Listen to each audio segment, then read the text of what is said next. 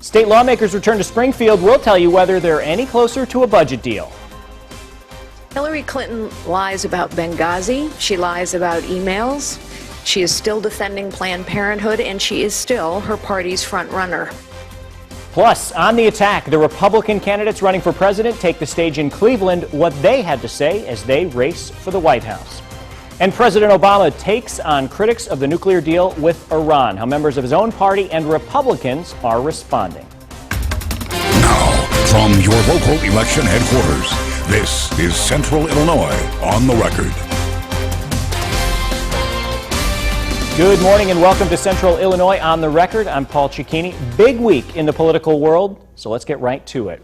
Both the House and Senate were back in Springfield this week, briefly. Governor Rauner repeating his desire to have all 5 items from his turnaround agenda passed. Speaker Michael Madigan continued to call on the governor to be more reasonable with his requests. The Senate met early Wednesday for a half-day session. The biggest items included authorizing the state to spend federal dollars and stopping a lawmaker pay hike. After 2 months, both Speaker Madigan and Governor Rauner calling for compromise. We should not have a situation where the legislature is just cherry picking what they want to do. We should treat the people of Illinois equitably and fairly. The strategy is for everybody to be reasonable and to function in moderation and not in the extreme. The House adjourned without passing the bill on federal money. Instead, it's been scheduled for a committee on Monday. Now, the House will return and likely pass that federal funding bill, which, unlike a final budget, has broad bipartisan support. Switching gears to the campaign trail, 17 Republicans, 1 stage, 2 debates. Fox News hosted the GOP presidential candidates last night in Cleveland. Donald Trump once again being unapologetically Donald Trump. I've been challenged by so many people, and I don't frankly have time for total political correctness. During Fox News' primetime debate, Jeb Bush won some cheers on education. If we are going to compete in this world we're in today, there's no possible way we can do it with lowering expectations and dumbing down everything. Children are going to suffer and families' hearts are going to be broken that their kids won't be able to get a job in the 21st century. But Trump held much of the attention at center stage, defending past contributions to Democratic candidates and calling the relationship between money and politics a broken system. So what'd you get from Hillary Clinton and Nancy Pelosi? Well, I'll tell you what, with Hillary Clinton, I said, be at my wedding, and she came to my wedding. You know why? She had no choice because I gave. I didn't know her money would be used on private jets going all over the world. The Democratic frontrunner wasn't in the room, but she was certainly a topic of conversation last night. We spend a lot of time talking about Hillary Clinton and pitting us back and forth. Let's be clear, we should be talking about Hillary Clinton on that last subject, because everywhere in the world that Hillary Clinton touched is more messed up today than before she and the We have many questions to come. Many questions to come. And Scott Walker wasn't the only one issuing a clear challenge. If Hillary is the candidate, which I doubt, that would be a dream come true. All of the candidates on stage said they would support whoever gets the party's nomination, with the clear exception, of course, of Donald Trump. I'm Andrew Spencer, reporting. On the other side of the aisle, CNN will host the first Democratic presidential debate of the 2016 campaign. It'll happen October 13th in Nevada. A more specific location will be announced in the coming weeks.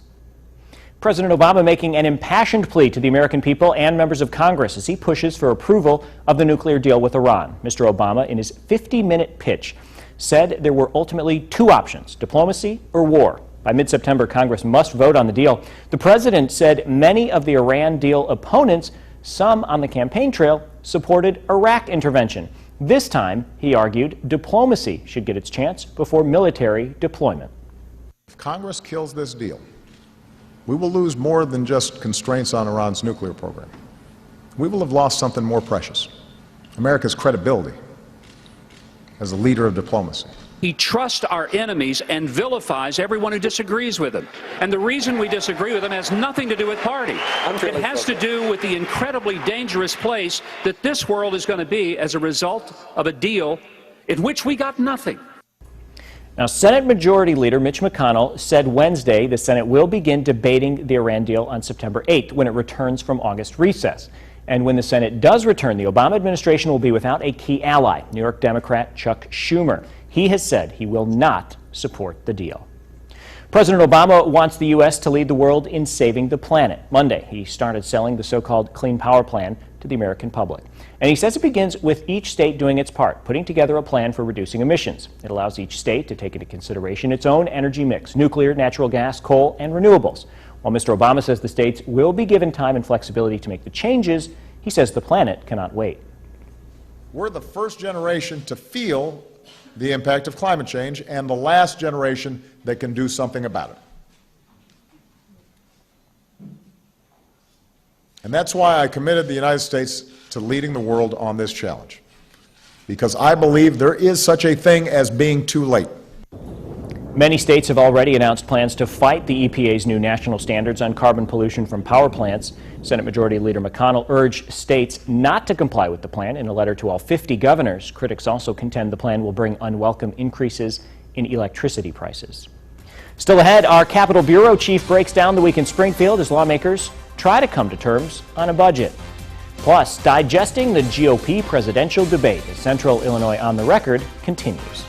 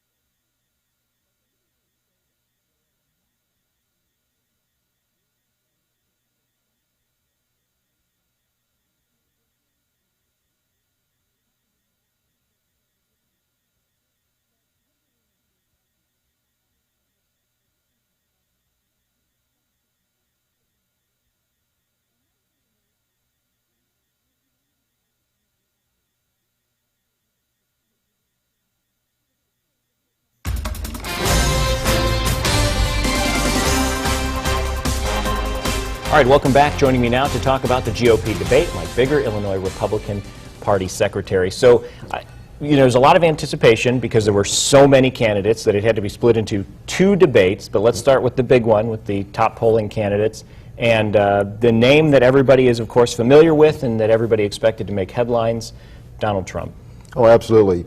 Paul, I thought it was a fascinating debate, thoroughly enjoyable, and definitely I think Donald drove up the audience and the interest and the attendance both at the debate and the viewership, and he certainly didn't disappoint. A lot of fireworks in the debate, and again, I just think he's bringing a lot of interest to this race that wouldn't be there otherwise. Whether he is potentially the nominee or not, I really don't think that he will be, but still I think he's an important part of this process, and he's making people interested in it, getting people to show up and to ask questions that normally wouldn't, and I think it's all good for the Republican Party, frankly. What about his threat of potentially running as a third-party candidate? Well, that does disturb me a little bit, because I think if you're going to put yourself out there as a Republican candidate and you're going to compete with all of the other folks that are competing likewise, to then say that I'm not going to back the ultimate nominee, I think is poor on his part. You know, in Illinois, we have a sore loser law, which would not allow that to happen if he were running for a state office. So frankly, I would like to see Donald say, I'm going to compete, I think I'm going to win, but at the end of the day, I'm a Republican, I'm going to support the ticket. That's what I would prefer him to say. Jeb Bush, people who had a lot of high hopes for him, he kind of started out strong, but some of his answers wavered a little bit, and he's being criticized today for it. What did you think about Jeb's performance? Yeah, I thought actually he seemed a little tentative and reserved at the very beginning. I think he was being very measured in what he said. I thought he finished a little bit stronger. I think there's a lot of real positives and upsides to Jeb. Frankly, I think if he were the first Bush to be running, he would be in a lot stronger position. I think it's unfortunate that he's being tied to his father and his brother, because he really can't help who came before him. And I question whether he's really getting a fair shake, but I thought he could have been stronger. I don't think he did anything to damage his chances, but I don't think he came out as strong as I would have liked to have seen him. Rand Paul, he seemed at times to almost be a punching bag on stage for some of the other candidates. Oh, definitely Chris Christie, and that was a fascinating exchange between those two. On surveillance, government surveillance. Right, exactly. And I would like to have seen a more measured and friendly exchange or debate there, but clearly they are on opposite sides of the views in that case, and they're both very strong-willed individuals, and they're going to let their views and their feelings known, and I think that became clear. I don't think either one are going to waver from their positions, and I thought that was a fascinating exchange, the two of them.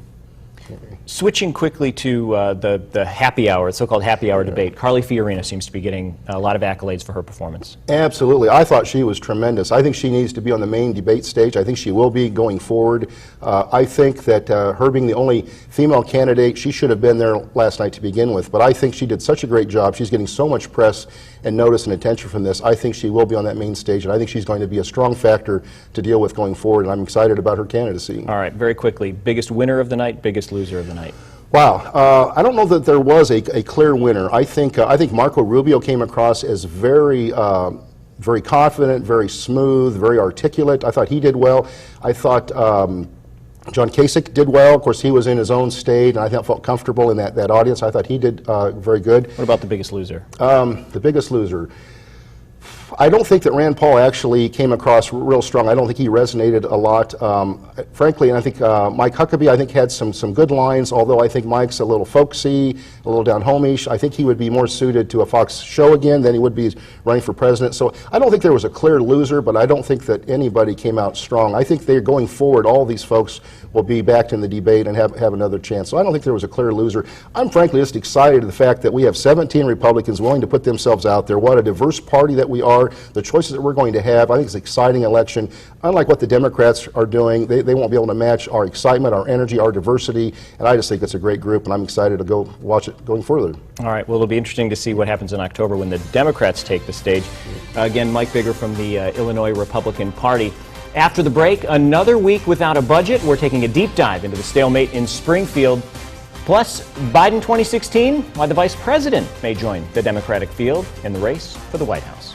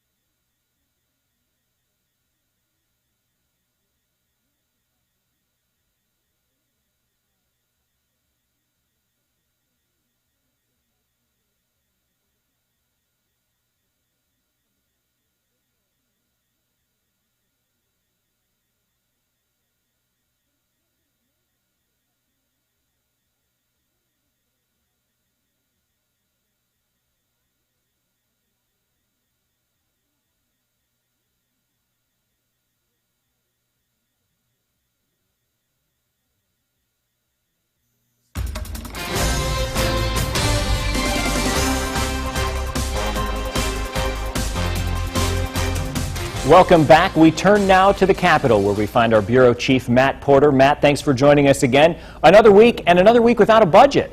Yeah, that's right. We have another week without a budget, Paul. The Senate did pass a couple bills as we move forward. One of those was that federal funding bill and the pay hike bill you also talked about. Now, as far as getting anything closer to a budget, now that's been difficult. Senate President Cullerton did propose what he called a property tax freeze compromise. However, Republicans were not having it. They said it did not include all the provisions needed that they feel would make a justifiable compromise.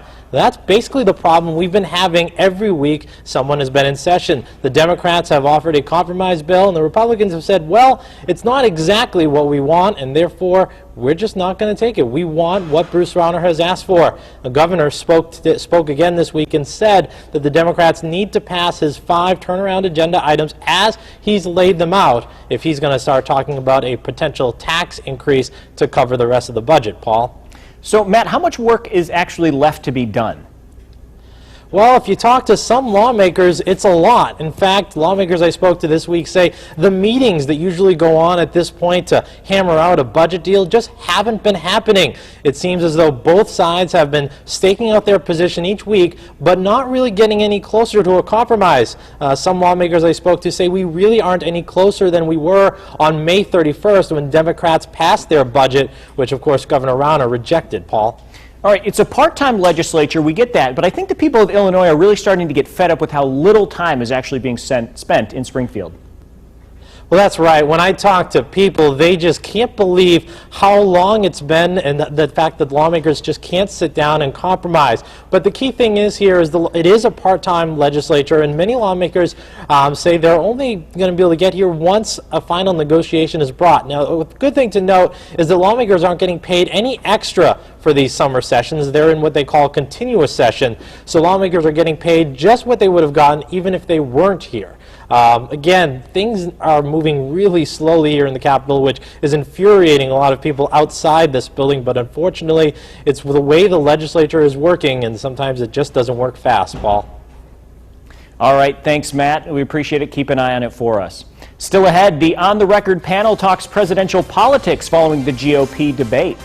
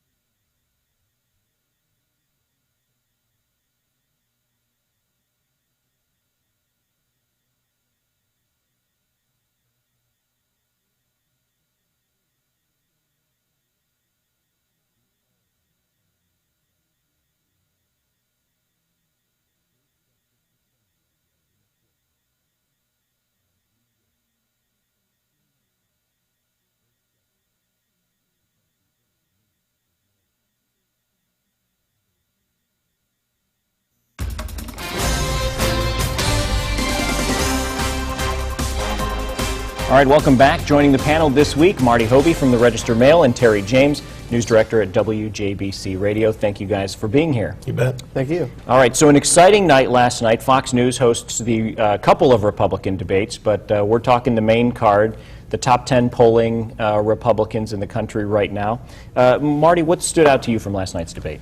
I think for me, we have 17 candidates for president, and if it were election day, of course, it would be a much harder decision. So I think right now we're going through this feeling out process. Who has the presidential stature, the presidential gumption to lead our nation in 2016? So who impressed you the most last night? I was impressed most by Dr. Carson. I thought it's tough for him to stand out without a political background. He is a true rookie.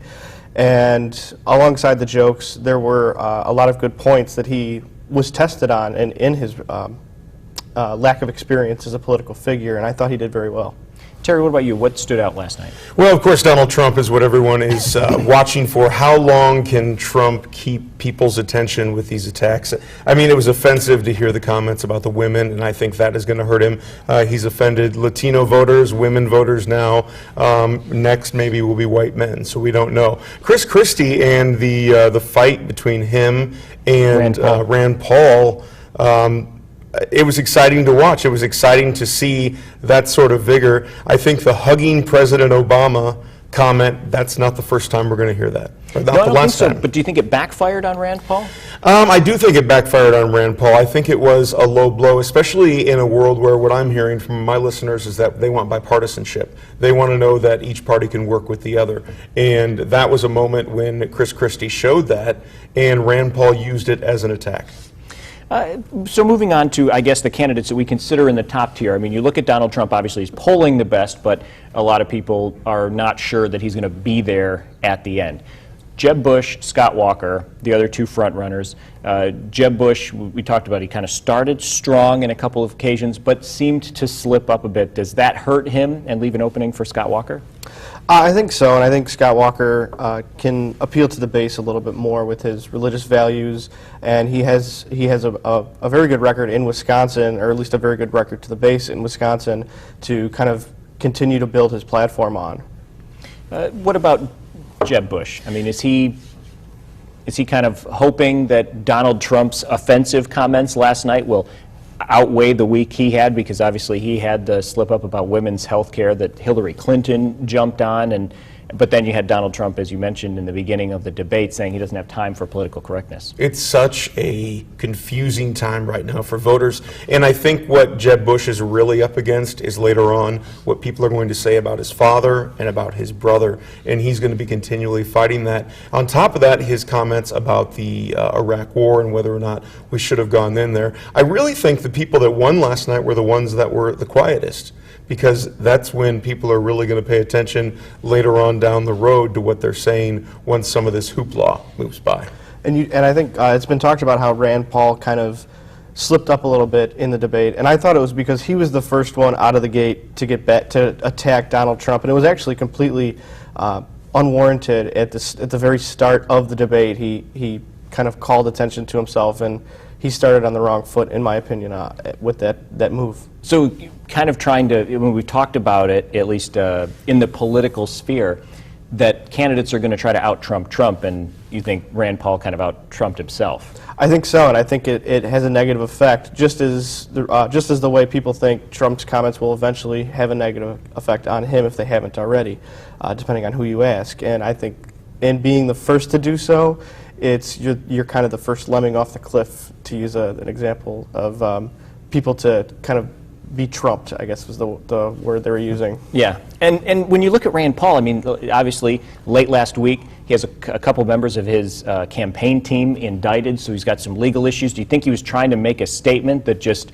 ultimately fell flat because he needed some positive attention, but now we're talking about how in some cases he ended up being a punching bag on stage? You know, they had to do something to get the attention away from Trump, and I think that was either going to backfire on them as it did for Rand Paul, or they were going to become the new one that got the clips, got the short sound bites on the morning news, and I think that's what everyone was trying to do last night. And like you said, it's out-Trumping Trump is the game right now in the Republican Party. Okay. And not only that, but he left the door open for another bombastic politician in Governor Christie, who was able to really strengthen his argument on Social Security and entitlements against Rand Paul's. All right, very quickly, biggest winner, biggest loser. 2 names. Trump won last night, and I think Rand Paul lost. I agree that Rand Paul probably lost some ground there. I don't know if there was a clear winner. social media clearly is backing Trump, but I thought it was all in all, it was a feeling out process more than it was a prize fight. All right. Well, thank you guys very much. Thank you. News Director Terry James from WJBC Radio, government reporter with the Register Mail, Marty Hobie. Still ahead, the FBI now looking into Hillary Clinton's use of a private email server, why questions remain about classified information.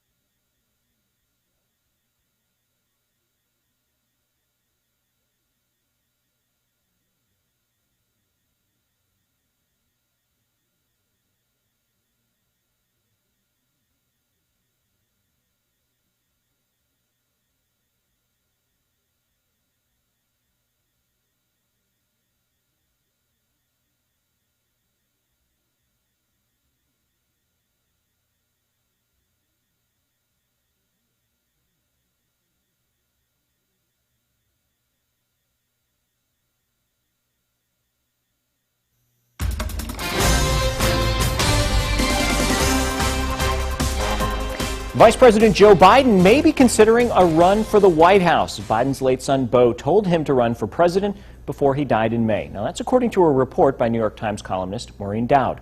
According to Dowd, Beau tried to make his father promise to run in 2016, an effort to make sure the presidency wouldn't be turned back over to the Clintons. Biden has not yet decided whether he will run, but has reportedly explored the idea. The FBI is looking into the security used to protect Hillary Clinton's private email server. Clinton's lawyer, David Kendall, says the agency wants to make sure emails were properly stored and secured. Clinton's exclusive use of a private email when she was Secretary of State and the security of sensitive information on her server has been the subject of near constant attention since the setup was reported in March. The intelligence community and State Department disclosed late last month that some of Hillary Clinton's emails contained classified information that was not correctly identified. Because it was not marked as classified, it's unclear whether Clinton realized she was potentially compromising that information. Well, that's going to do it. You can always stay in touch with us using social media. Connect with WMBD and me on Facebook and Twitter. Use the hashtag CIOTR. We will see you next week. The views and opinions expressed in this program are those of the participants and do not necessarily reflect those of WMBD, WIZZ, or Nexstar Broadcasting Group.